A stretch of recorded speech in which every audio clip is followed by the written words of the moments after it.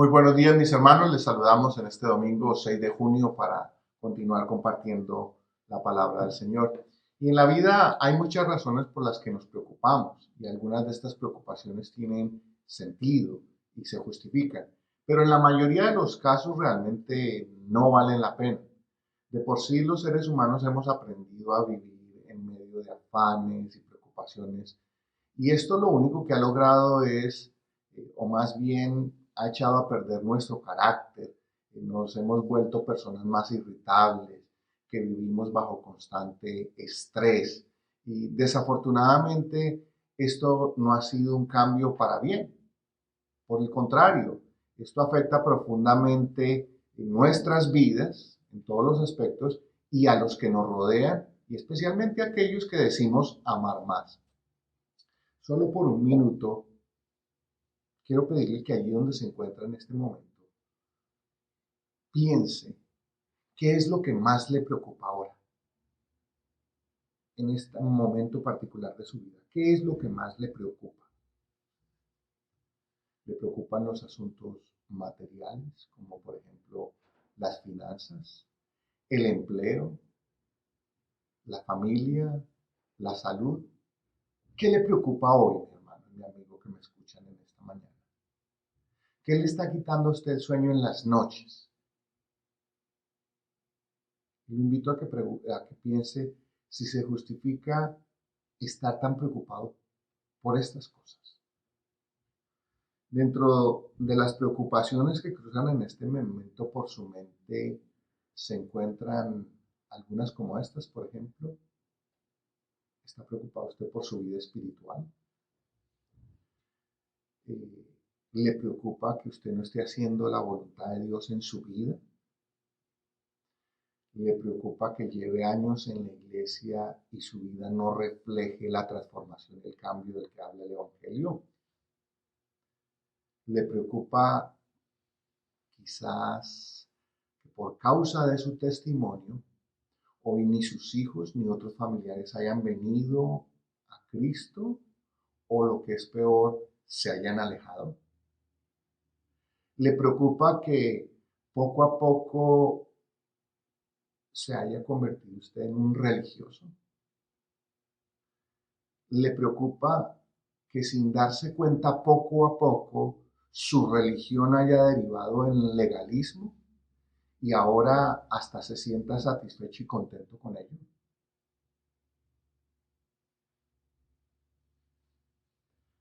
Por favor, no me malinterprete. No quiero decir que las preocupaciones que le mencioné primero, salud, finanzas, empleo, etcétera, no son legítimas. Son legítimas. Pero lo que quiero que meditemos es si realmente nos estamos preocupando por lo que es verdaderamente importante en el reino de Dios y su manifestación en este mundo del cual usted y yo, como creyentes, somos responsables. ¿Nos preocupa eso? ¿O eso es lo que menos nos preocupa? Preocuparnos por nuestra vida espiritual es muy importante y es prioritario, pero al igual que sucede con las preocupaciones cotidianas de la vida, podría desfigurar nuestro carácter espiritual y conducirnos por el camino de la religiosidad y el legalismo, cuando no logramos mantener un balance adecuado entre la gracia de Dios y la ley y su correcta interpretación. Como veremos en el pasaje de hoy que concluirá nuestra historia del paralítico que Jesús sanó junto al estanque de Betesda que empezamos la semana pasada, los religiosos del tiempo de Jesús se preocupaban más por el aspecto legalista de guardar el día de reposo y muchas otras reglas, en lugar de alegrarse por la sanidad y la nueva vida de aquel hombre. Ellos se preocupaban porque el pueblo, incluidos los enfermos, se sometieran al yugo del legalismo en lugar de preocuparse por su bienestar espiritual. En cambio, en contraste, a Jesús, ¿qué le preocupaba? Que aquel hombre que recuperó la salud cambiara de vida, estableciera una profunda relación con el Padre Celestial. Jesús no le recitó todo el canon de la ley y los profetas, sino que sencillamente le advirtió de no seguir pecando. Lo exhortó a un cambio de vida. Nosotros como creyentes debemos prestar mucha atención a qué es lo que más nos preocupa en esta vida. Y especialmente con respecto a nuestra relación con Dios y con el prójimo. De igual manera, debemos preocuparnos por aquellos que todavía no forman parte del reino de los cielos. Es una preocupación legítima, pero no en un aspecto legalista y moralista, desprovisto de gracia y de perdón, porque esa será siempre una de las preocupaciones de los religiosos, el legalismo, los estatutos y todo este tipo de cosas. A Jesús le preocupa principalmente el bienestar espiritual de los pecadores y esa debería ser nuestra preocupación también. Así que lo invito para que en esta mañana abramos nuestras Biblias en el Evangelio de Juan, el capítulo 5, y vamos a ir desde el verso 10 hasta el 18 para terminar nuestra historia del paralítico de Betesda y algunos elementos importantes que encontramos allí. Y vamos a notar en este pasaje algunos aspectos interesantes como cuál es la verdadera preocupación de un religioso. ¿Cuál es la verdadera preocupación de Jesús? Y cómo la gracia vence al legalismo. Vamos a mirar esos tres aspectos en este pasaje que son muy interesantes. Y empezando en el verso 10 dice así: entonces los judíos dijeron a aquel que había sido sanado, preste atención porque continúa con la historia, es día de reposo, no te es lícito llevar tu lecho. Él le respondió: el que me sanó, él mismo me dijo, toma tu lecho y anda. Entonces le preguntaron, preste atención a la pregunta que hacen los religiosos, ¿quién es el que te dijo, toma tu lecho y anda? Y el que había sido sanado no sabía quién fuese, porque Jesús se había apartado de la gente que estaba en aquel lugar. Entonces, según estos versos que acabamos de leer, ¿cuál es la verdadera preocupación de un religioso? Aquí nos dice exactamente cuál es la verdadera preocupación de un religioso. Continuando con esta historia, el milagro que Jesús hiciera en el estanque de Betesda, esta parte del relato es muy importante porque nos dice, un poquito más adelante lo vamos a ver, que pondría a Jesús en una directa confrontación con los religiosos. En este caso, Juan, el Evangelio de Juan, el apóstol Juan, se refiere a estos religiosos como los judíos, con la expresión los judíos. Y en el Evangelio este término se refiere a los oponentes religiosos que Jesús enfrentaría a lo largo de su ministerio y que finalmente esos religiosos serían los que lo crucificarían. Y Juan los llama los judíos. Y Juan no nos da todos los datos, los pormenores de aquella circunstancia, pero sí nos va dando unos datos que son importantes, que cómo estos hombres, es notable que aquellos judíos se interesaron más por aquel hombre cuando se levantó y empezó a caminar. Eso les preocupó, pero no cuando el hombre estaba postrado. Así que se interesaron porque este hombre estaba quebrantando sus tradiciones religiosas, cargando su lecho, que era el equivalente para estos religiosos de trabajar en el día de reposo. Quiero que noten la ironía de todo esto. Ellos celosamente guardaban esas tradiciones, pero no se alegraron porque aquel hombre dejó su estado de postración y empezó a caminar, sino porque estaba llevando su lecho. Estaba llevando la estera o la cama o lo que quiera que sea que llevaba aquel hombre. No se alegraron por su sanidad. Esto es una muestra clara que a aquellos religiosos lo que más les importaba o les preocupaba que era sus reglas, sus tradiciones, y no el bienestar físico y mucho menos el bienestar espiritual de aquel hombre y de todos aquellos enfermos y almas que Dios les había encargado de cuidar. Note eso, mi hermano. Como parte de nuestra forma de ver y entender el mundo es relativamente fácil para los hombres fijarnos que las tradiciones, religiosas sean observadas con toda rigurosidad, porque en gran medida ha llegado a ser lo verdaderamente importante. ¿Por qué? Porque es la apariencia del cumplimiento externo de esas reglas o tradiciones.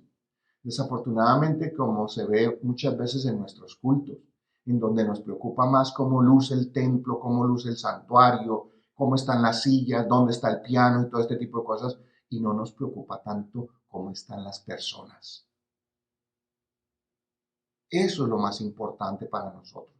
Es necesario que nosotros tengamos claro que hay una gran diferencia entre los mandamientos de Dios y las interpretaciones erróneas que los hombres hacemos de ellos y las reglas o tradiciones que surgen de esas malas interpretaciones. Hay una diferencia muy clara, mi hermano.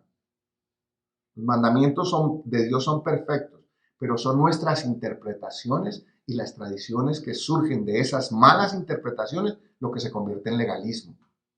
A lo largo de la historia, los religiosos legalistas se han preocupado porque sus reglas y sus tradiciones sean observadas con toda rigurosidad, aunque para ello, mi hermano, hasta el día de hoy, tengan que sacar los textos de sus contextos y afirmar, para tratar de ponerle más énfasis, que esto es lo que el Señor manda. Pero el profeta Isaías, Dios por medio del profeta Isaías ya había visto este problema en el pueblo de Israel y nos lo dice claramente en Isaías 29:13 con respecto a esa religiosidad y ese legalismo. Preste atención lo que dice en Isaías 29:13. Dice pues el Señor, porque este pueblo se acerca a mí con su boca y con sus labios me honra, pero su corazón está lejos de mí y su temor de mí, preste atención a esta última parte del texto que tiene que ver mucho con lo que estamos hablando en esta mañana, no es más que un mandamiento de hombres que les ha sido enseñado. ¿Ve? Externo y un mandamiento, una tradición humana, no es el mandamiento de Dios. Esas reglas y tradiciones son mandamientos de hombre que nada tienen que ver en realidad con la esencia, con el corazón de los mandamientos de Dios. El peligro como creyentes es que nosotros enfrentamos es que al igual que los religiosos del tiempo de Jesús, nuestra mayor preocupación llegue a ser la obediencia y observancia de nuestras tradiciones e interpretaciones legalistas erróneas. Como consecuencia, podríamos estar descuidando las necesidades reales de las personas. Esas necesidades tanto físicas como espirituales que debemos ministrar y cuidar. La religiosidad y el legalismo edifican muros infranqueables que nos separan. Los religiosos siempre estarán más preocupados de que los reglamentos y las tradiciones sean observadas al detalle. Y obviamente descuidarán lo más importante, que es ¿qué? La misericordia, la restauración y la gracia.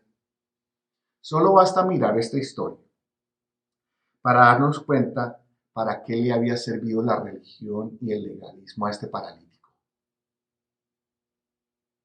¿Para qué le sirvió durante 38 años el legalismo y la religiosidad cuando estuvo postrado junto al estanque? Dios nos envió a compartir con todos aquellos que necesitan más amor y menos religión. Necesitan más gracia y misericordia en lugar de más reglas y tradiciones. En resumen, el mundo necesita menos religiosos y más a Cristo. Más cristianos como Cristo. Y usted y yo como creyentes tenemos esa responsabilidad de mostrarle el amor y la compasión de Cristo a todos los seres humanos en nuestro diario vivir. No es apuntando el dedo, es siendo misericordioso. Y esta historia demuestra precisamente ese punto que le estoy diciendo. A los religiosos solo les preocupan los asuntos y las reglas de la religión. La prueba es que el paralítico de esta historia estuvo allí 38 años postrado y a los religiosos solo de repente les importó su situación cuando él empezó a caminar. Preguntémonos, ¿por qué no se interesaron antes por él cuando estaba allí postrado y necesitado? ¿Por qué en lugar de preguntarle por qué estaba quebrantando el día de reposo, por qué no vinieron y se alegraron con él por haber sido sanado. ¿Por qué no se alegraron de que Dios le hubiera otorgado el perdón de pecados? No. Nosotros debemos a toda costa evitar convertirnos en religiosos y legalistas. Este contraste entre el legalismo es con lo que Jesús hace, es la verdadera, debe ser o debería ser nuestra verdadera preocupación. Miremoslo en los siguientes versos. Mire esto. Mire el contraste que hay. Después le halló Jesús en el templo a este paralítico que lo había sanado y le dijo, mira, has sido sanado. Le recordó, no peques más para que no te venga alguna cosa peor.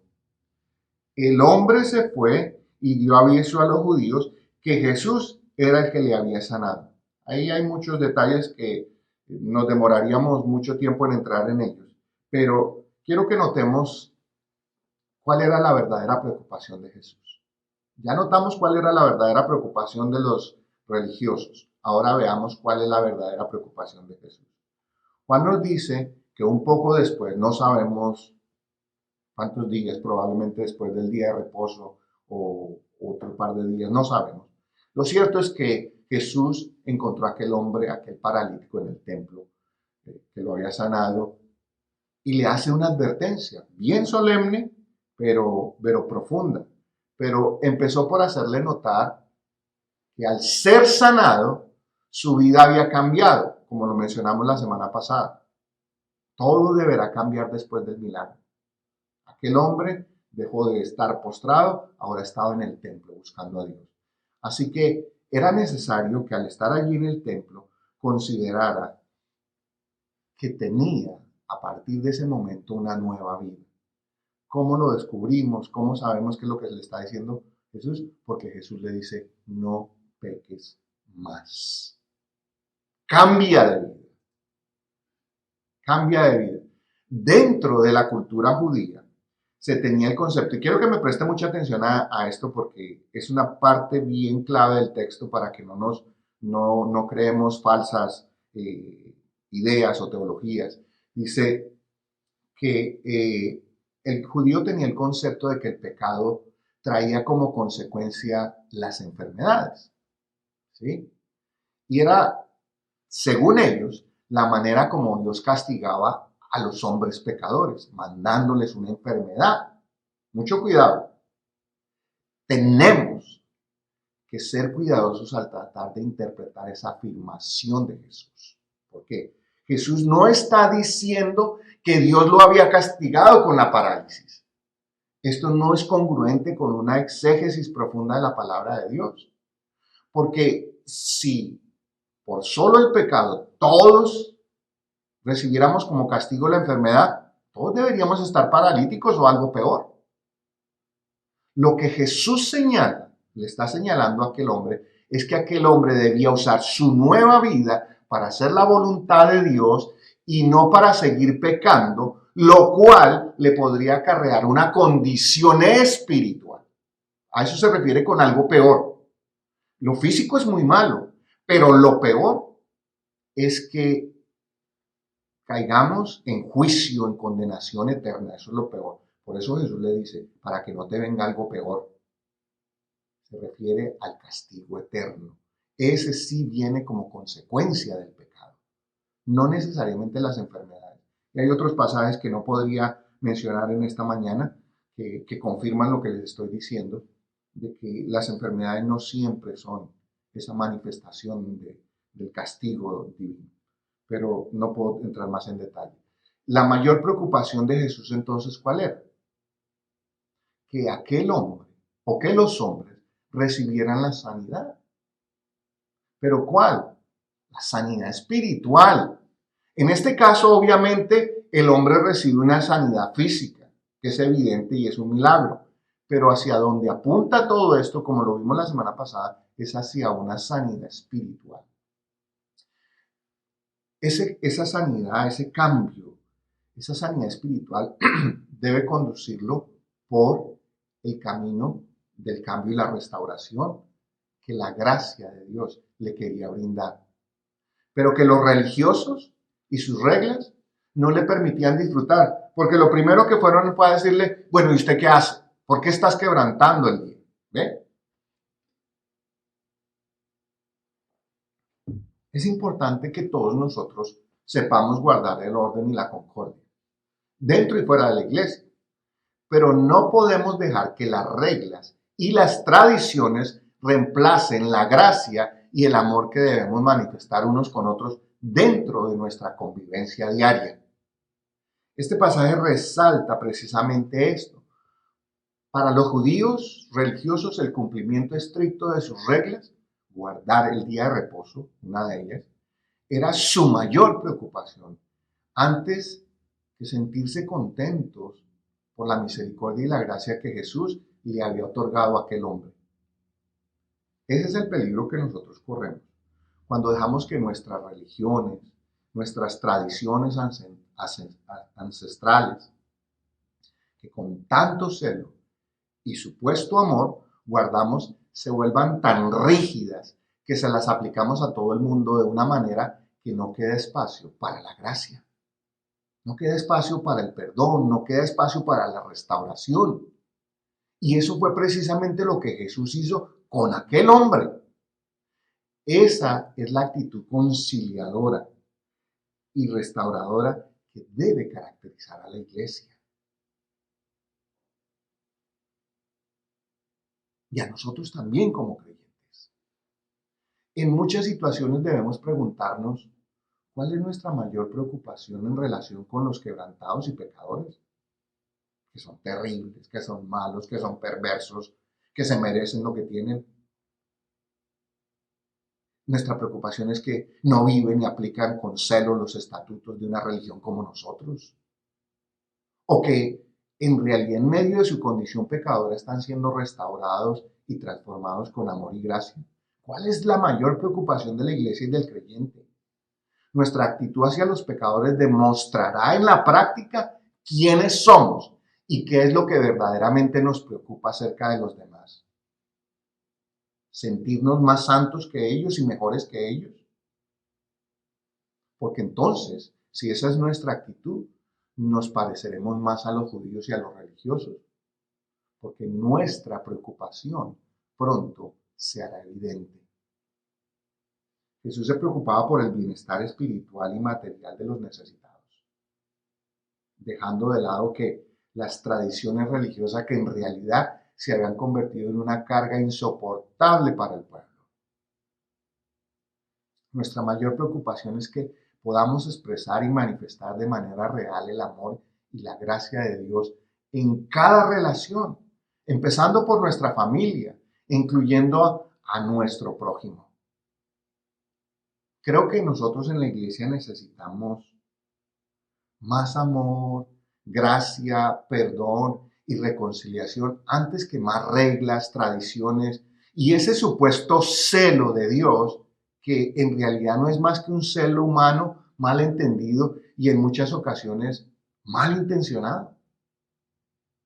Como creyentes las escrituras nos recuerdan y Jesús nos da el testimonio que se nos ha encomendado el ministerio de la reconciliación, no el de la Inquisición. Ese es un capítulo oscuro de la iglesia, recuerden. Reconciliación. Cada pasaje que encontramos en los evangelios muestra con gran claridad cuál era la mayor preocupación de Jesús, cuál es la mayor preocupación de Dios al tratar con las personas. Liberarlas del yugo del pecado, liberarlas de la religiosidad, que solo servía para alejarlos cada día más del Padre. La mayor preocupación de Jesús es que dejemos de pecar y experimentemos a plenitud una nueva vida en comunión con Dios. Por eso le digo, vete y no peques más. También debe ser la preocupación genuina de la iglesia. Antes que los números, antes que las finanzas, antes que todo lo que hoy en día nos preocupa, que nuestros templos están vacíos, que la gente no viene, debe preocuparnos realmente la gracia, la misericordia, el perdón y cómo restaurar a los pecadores y a las almas quebrantadas. Debemos empezar por casa, con nuestras familias. Debemos usar esa gracia abundante de Dios para vencer en nuestras vidas, en nuestros hogares y en nuestras congregaciones al legalismo y a la religiosidad. Miren lo que sigue diciendo los siguientes versos. Por esta causa, ¿por qué causa? Piensen en eso. Por esta causa los judíos perseguían a Jesús y procuraban matarle, porque hacía estas cosas en el día de reposo. ¿Ven? Lo que les molestaba que era, lo que les preocupaba que era. Y Jesús le respondió, miren la respuesta de Jesús: mi Padre hasta ahora trabaja y yo trabajo.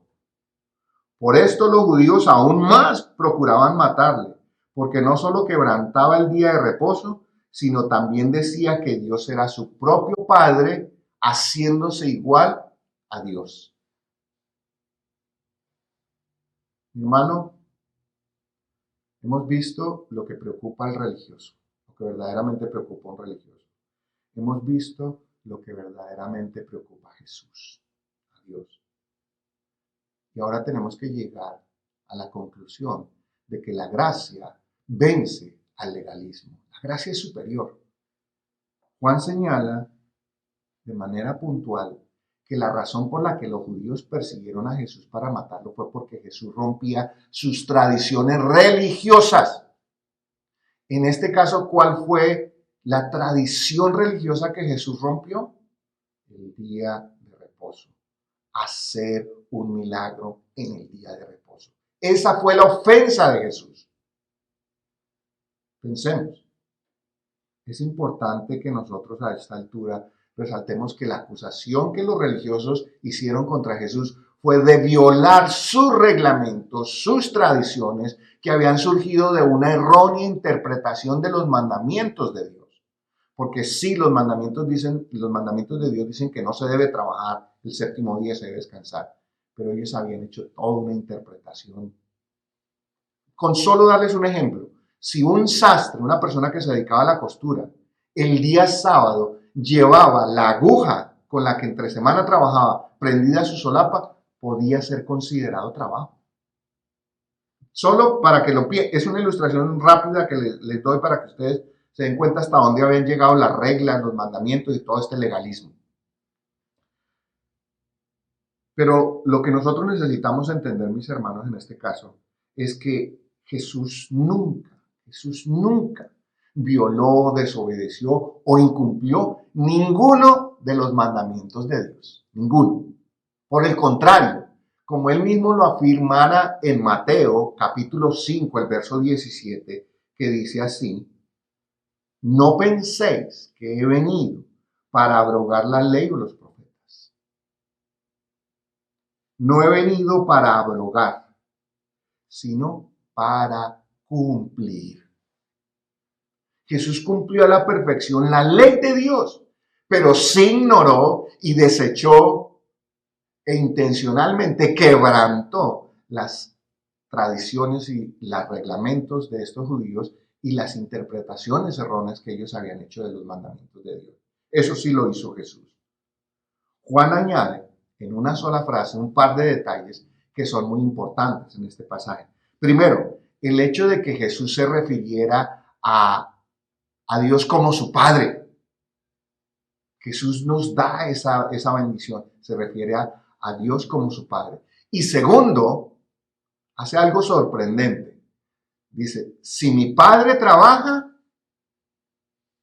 yo también tengo que trabajar.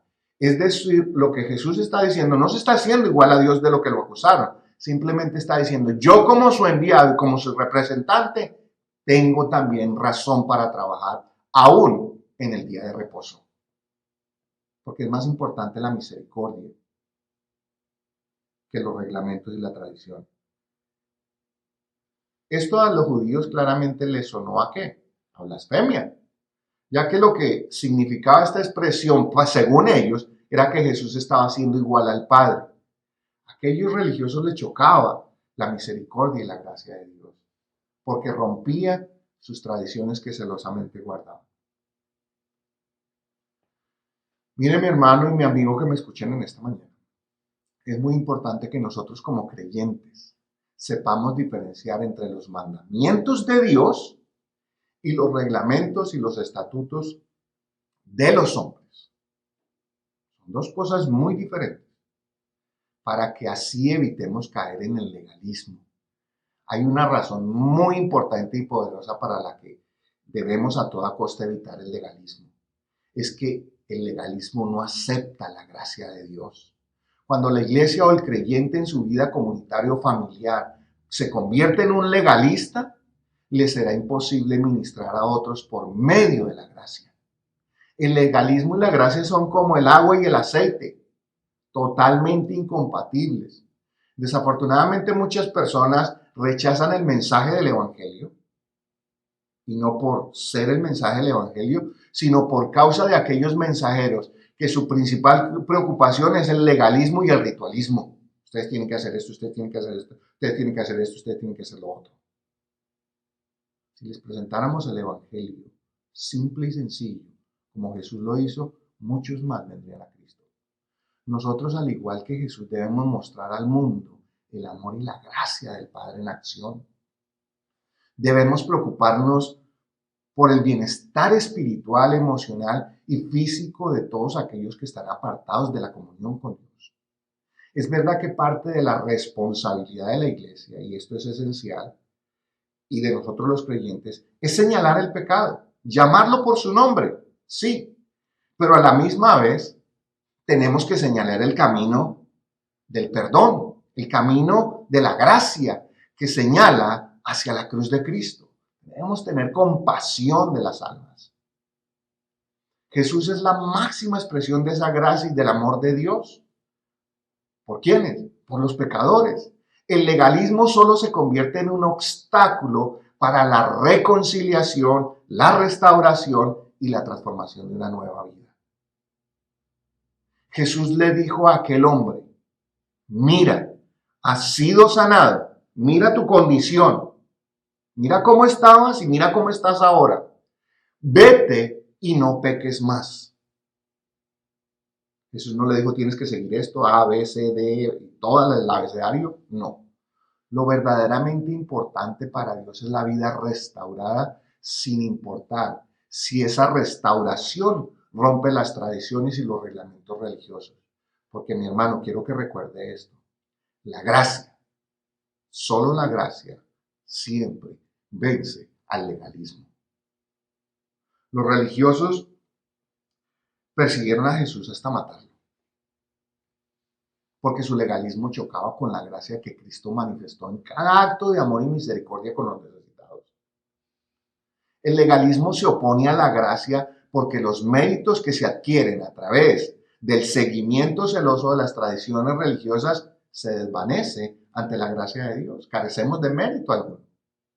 Jesús sanó al paralítico de Betesda para mostrarle el poder de Dios. ¿Pero lo envió a qué? A vivir una nueva vida, para que de esta manera se manifestara la misericordia y la gracia del perdón y la restauración a todos los hombres. Lo que había sido posible con aquel hombre en su parte física y en su parte espiritual estaba disponible para toda la nación y para todos los hombres. Los reglamentos son importantes. No hay lugar a duda. Debe haber un orden, debe haber un reglamento en la iglesia, sí. Pero cuando estos se vuelven más importantes que la gracia, sencillamente van a chocar. Es fundamental para nosotros como creyentes estar atentos a cualquier señal de legalismo. Aquel monstruo del legalismo, cuando empieza a asomar su cabeza, hay que cortársela. Desafortunadamente, a veces, como la medusa, el legalismo es como la medusa mitológica, se le corta una cabeza pero le siguen saliendo más. Ese legalismo es lo que llevó al fracaso al pueblo de Israel. Nosotros debemos estar atentos cuando esto quiera surgir en nuestros corazones, porque inevitablemente chocará con la gracia. El legalismo chocará con la gracia. Y chocar con la gracia es chocar con Dios. Y eso fue lo que le pasó al legalismo religioso de Israel, que irremediablemente chocaron con aquel que decían amar y servir. El legalismo es como la mala hierba, mi hermano. Crece poco a poco y termina por ahogar el amor y la gracia en nuestro corazón. El legalismo no permite que florezca ni el perdón, la gracia, la restauración y la vida nueva. Nosotros ya sabemos cuál es el final de la historia de Jesús con los judíos. Todos sabemos dónde terminó esta historia. Ellos lo crucificaron por causa de su legalismo. Pero al final, recuerde mi hermano, que el legalismo llevó a Cristo a la cruz, lo crucificó, los religiosos. Pero en la cruz, la gracia venció al legalismo. Nuestra mayor preocupación entonces ha de ser ¿qué? Que el legalismo sea erradicado por medio de la gracia de nuestras vidas, de nuestras congregaciones, y esa sí es una verdadera y legítima preocupación. Si usted y yo nos tenemos que preocupar por algo, es que la gracia abunde en nuestras vidas y en todas nuestras relaciones. Eso debe preocuparnos, debe ocupar nuestro corazón, nuestra mente, nuestros pensamientos. En este relato podemos ver que era lo que le preocupaba a los religiosos de Israel. Pero desafortunadamente sigue siendo la misma preocupación para cada religioso hoy. Las reglas, las normas, las tradiciones son su mayor preocupación y dejan de lado lo que verdaderamente debe preocupar a cada hijo. La mayor preocupación de Jesús, ¿cuál era? Que la gente pudiera restablecer su relación con Dios y cambiar sus vidas. Para ello será siempre necesaria la gracia, el perdón y el amor en lugar del legalismo y la religión. El legalismo no acepta la gracia porque prefiere la postración, la frustración antes que el perdón y la restauración. Como creyentes no se nos puede olvidar que un día, cuando estábamos totalmente incapacitados por causa de nuestro pecado, fue la gracia, el amor, el perdón y la compasión de Cristo la que nos sanó y nos devolvió la capacidad para caminar en pos de Dios. Fue el perdón por amor y la salvación por gracia la que nos restauró y nos dio una nueva vida. El legalismo solo nos tenía postrados y desesperados, porque no es posible encontrar y experimentar el amor de Dios a través de las estrictas normas de los hombres. Jesús siempre escogió otorgar la gracia antes que aplicar la ley. Ahora, esa debe ser también nuestra mayor preocupación en esta vida. Como creyentes, escoger el amor y el perdón antes que el legalismo y la religiosidad. Todos los que hemos recibido a Cristo como Señor y Salvador experimentamos la gracia de Dios en lugar de su justa ira. Recibimos perdón en lugar de juicio, libertad en lugar de prostración, vida nueva en lugar de legalismo. Ahora tenemos que ir por el mundo haciendo lo que Jesús hizo con nosotros, porque la gracia siempre vence al legalismo. Ahí donde está mi hermano, lo invito a que incline su rostro y vamos a orar por un momento. Padre amado y eterno, te damos gracias en esta mañana, porque cuando estábamos totalmente incapacitados por el pecado, enviaste a Jesús para que Él, por medio de tu amor y la gracia, nos restaurara, nos perdonara y nos diera una nueva vida. Gracias, Jesús, por preocuparte por nuestra condición desvalida y por medio del poder del Espíritu Santo, ahora nos das la oportunidad de ser nuevas criaturas que tenemos la responsabilidad de ir por el mundo con el mensaje de perdón de pecados, la restauración y vida eterna. Permite, oh Dios, que sea esa nuestra mayor preocupación, que otros reciban por gracia lo que nosotros también recibimos por gracia. En tu nombre, Jesús, oramos y damos gracias. El Señor y Dios Todopoderoso les bendiga hoy y siempre.